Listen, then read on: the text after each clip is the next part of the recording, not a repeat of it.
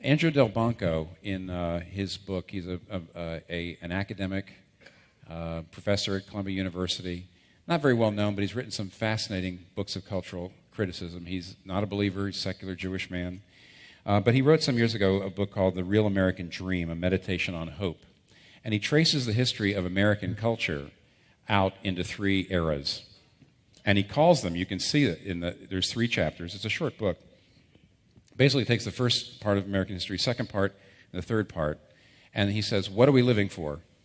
What are we doing things for? What is the meaning of life? What is everything moving toward?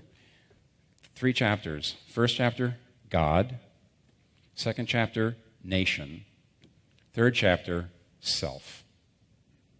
Now, what he says is, in the beginning, that largely, people that came to America were largely animated by a Christian understanding of things. So why do we get up in the morning? Why do we work? Why do we do things? Why are we building a country? Why are we doing anything?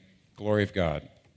That morphs into, by the early 19th century, America becomes somewhat secularized, and more people are living for, he puts it this way, that the United States actually gets put into the place of God in American culture. The idea is democracy is what's going to make the world a better place.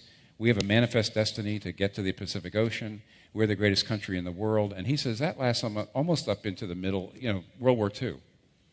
When basically, though people believed in God, essentially what he makes the case that patriotism, national pride, those things took the place.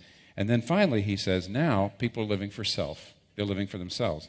Now his point, though, and it's a very powerful point, is this. Let me read you this.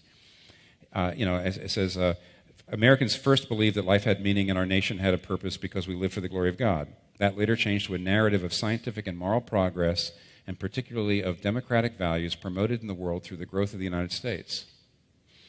However, today, hope has narrowed to the vanishing point of the self alone, so that America's history of hope is now one of diminution.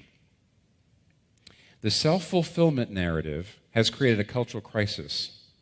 To say that the meaning of life is mere self-fulfillment cannot give a society the resources necessary to create a cohesive, healthy culture. A narrative must give people, that is, a cultural narrative must give people a basis for values, a reason for sacrifice, for living and dying. The self-fulfillment narrative cannot do that. You hear what he's saying? In a culture, people have got to have something more important than their own happiness and their own interests. They have to. Otherwise, you have to have something worth dying for. You have to have something worth sacrificing for. You have to, or else we can't be a cohesive society. Not only that, we can't be a culture.